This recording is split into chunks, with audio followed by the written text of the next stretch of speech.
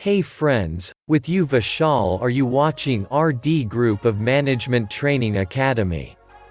Today we will talk about the Regulation 5.1 Civil Aviation Industry. The Convention of International Civil Aviation in 1944, Chicago Convention, marked a significant event in the history of civil aviation where 52 states signed an agreement to cooperate in the civil aviation sector and decided to have uniformity in regulation and standards, procedures and organization regarding civil aviation matters.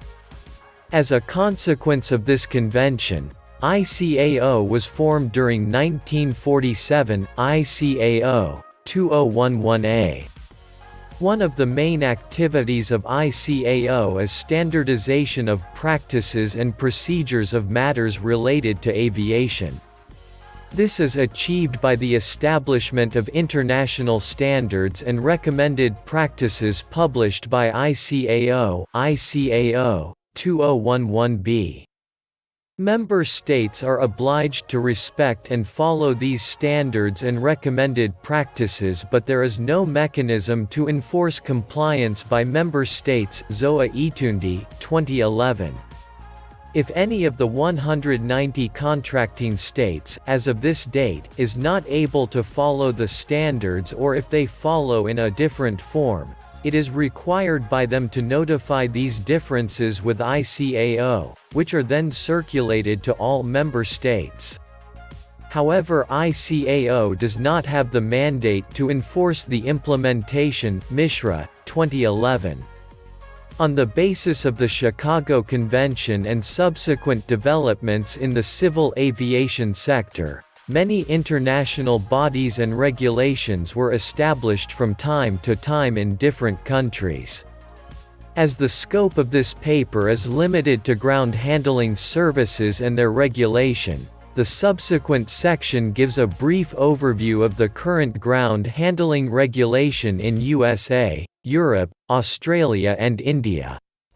5.2 Regulation of Ground Handling Services. 5.2.1 Purpose. As discussed previously, one of the main purposes of regulation is to overcome market failures. Some of the market failures that may be prevalent in a society could be due to monopoly and informational asymmetries. Hazra, 2007. Most airports are considered as natural monopolies due to their market power. ACI, 2000A. Therefore, ground handling service providers tend to follow the same characteristics of monopoly at airports in some countries.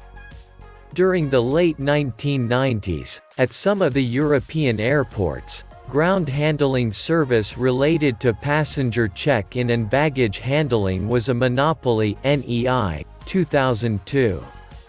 After understanding the significance of ground handling at airports, ICAO addressed various ground handling regulatory issues at its Montreal conference in the year 2000. Secretariat, 2000A. Hazra, 2007, also states that the need for regulation in the civil aviation market may be attributed to safety, security and for the protection of the environment. He argues that most service providers generally know more than the ultimate consumers. This information asymmetry could cause market failures. Therefore, Trade Organization (WTO) governs air transport services within a specific. Certain standards and regulations should be established and monitored by audits and review. This aspect is also important for ground handling services because any failure in this essential function at airports could have harmful effects in the aviation sector.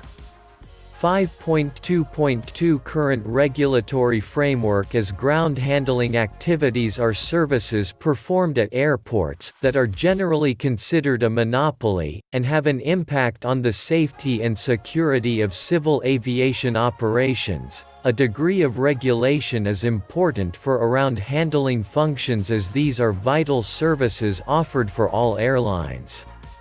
There were no international regulations for ground handling until the late 1990s. They varied from country to country. However, bilateral air service agreements contained some limited rules regarding this aspect. In 1996, the European Union (EU) promoted competition on a regional level by liberalizing the existing rules on ground handling services. Secretariat, 2000a. The ICAO does not have material by which a country can base regulations for ground handlers. It basically differs between countries. SMET, 2010. Some of the recommendations regarding ground handling rules are found in its Airport Economics Manual. The General Agreement of Trade in Services (GATS), prepared by World, AC 12006, for acceptable ground handling arrangements as a regulation. Annex called Annex on Air Transport Services.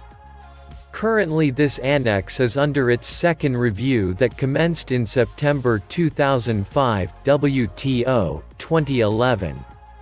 A special working group of IATA called IATA Ground Handling Council (IGHC) consists of ground handling service providers who have an opportunity to participate in setting standards for ground handling.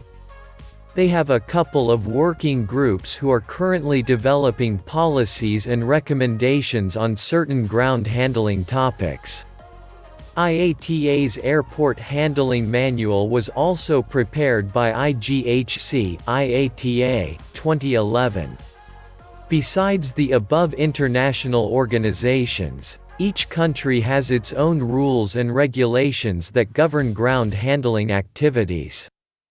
In most of the countries there are no separate regulation related to ground handling services, as these are part of other regulations related to airports or within the bilateral service agreements. The European Union (EU) Council has a specific regulation called the Council Directive 96/67/EC Directive, which governs all ground handling policies at community airports of the European Union. Howland, 1996. On the basis of this directive, the UK Civil Aviation Authority (CAA) introduced the Airports Ground Handling Regulations 1997, which is the regulatory framework of ground handling for all airports in the UK. Jackson, 1997. In the Bahamas, the Civil Aviation Department has an advisory circular for Air Operator Certificate (AOC) holders as well as their ground handling service providers (CAD, 2008. In Jordan, Ground Handling Services Part 140 is under its Civil Aviation Law, Hajarat, 2007. In Lebanon, Ground Handling Regulation is a subpart, Part 3, Subpart 310 of the Lebanese Aviation Regulation (DGCAL), 2005.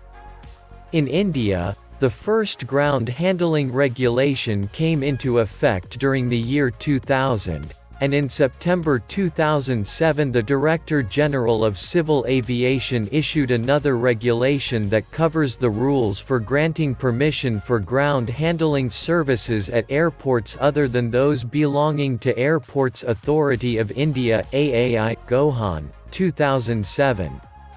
Subsequently in October 2007, the AAI published in the Official Gazette the Airports Authority of India General Management Entry for Ground Handling Services, Regulations, 2007, AAI, 2007.